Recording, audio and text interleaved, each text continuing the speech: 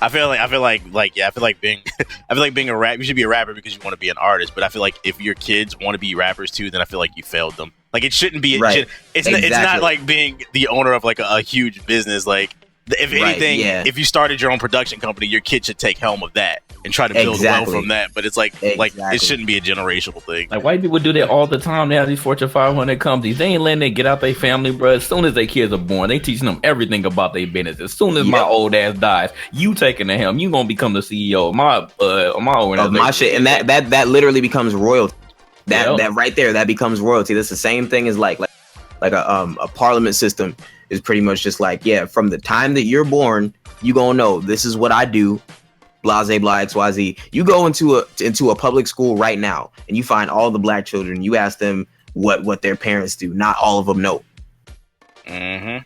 It's like as soon as like they're born, they know they're gonna be somebody when they grow up, and it's like so it gives them that self-esteem basically. Born with a silver spoon, your life is set. You were not even born yet, and your parents were already thinking about you. Right. And even the white people who don't necessarily have a lot of money, there's still plenty that get by that have like little things like knowing how to play the stock market, the little tips they can pass on that like just a lot of black people just don't necessarily have. Exactly. Yeah. That just goes back to education, man. We need to educate ourselves. Of course, but first things first is we need community. That's why I stress that so much. That's why whenever we have these rants, I always bring that up. I'm like, yo, we can't be snapping in our community like this. We need to be more patient. JG. And we was joking about it on the street because somebody was like, yo, where can I see the album after? And I had just put the link out. I was like, yo, JG would have got bad. But it's funny. It's funny because it's funny because the day before yesterday, my Uber driver, bruh, this dude, he's like, where you live around such and such? He's like, yeah, I seen you around. He's like, yeah, he's like, where you? He's like, work at the Giant. He's like, yeah, this is my other job to make money. He's like, they fucked me over because they offered me a manager spot, but they didn't give it to me. I was like, bro, you got to get that shit in writing. And he's an African brother. I could tell he wasn't from here.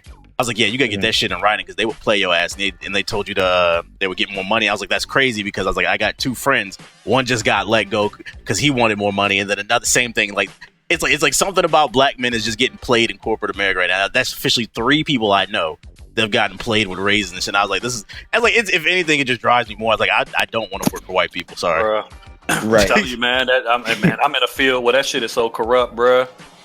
That shit ain't no different. It ain't always corporate. It's the blue collar shit. Yeah, it's of the course. Blue collar shit too, because that railroad shit can be shady as fuck too. Because it's a bunch of nepotism, a bunch of little other bullshit. You can be 5 times more qualified and some shit, and just because this dude came in and his granddaddy worked with the vice president of the company, they'll mold him and push him for the spot that you was trying to get for 3-4 years, and he'll get that motherfucker in 9 months. So yeah, it ain't always just corporate America, but at the same time, I mean, the higher up you get, it is considered corporate. But right, you out there in the field grinding and shit, man, and when you see somebody else come in that don't know half of what you know and get some shit like that, yeah, that shit'll do something to you, man. It make you want to be like, man, fuck these motherfuckers. Can't put a that's price why I on say freedom. I will forever stress Or peace of mind. Community, because the only way that we escape is community. Like that's a common theme that I see with black people is like the reason why we are subjugated as a people is divide and conquer. Like we're a minority in America. We're not the minority of the world. Everyone else is.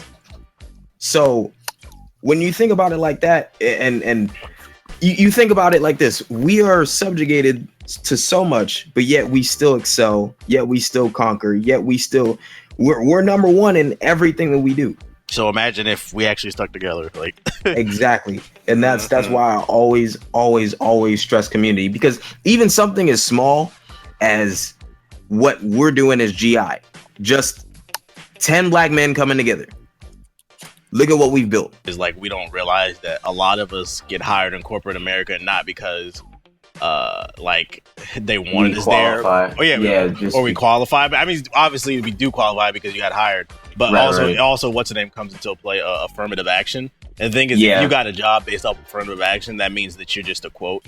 You're just a number. Exactly. And you're expendable. That means just because you got the job based off affirmative action doesn't mean they have any plans to actually give you a raise or give you clout in the company. Like, that doesn't mean you're gonna move up in the company. It just means that they're trying not to be labeled as a racist company. And I feel like people don't realize that.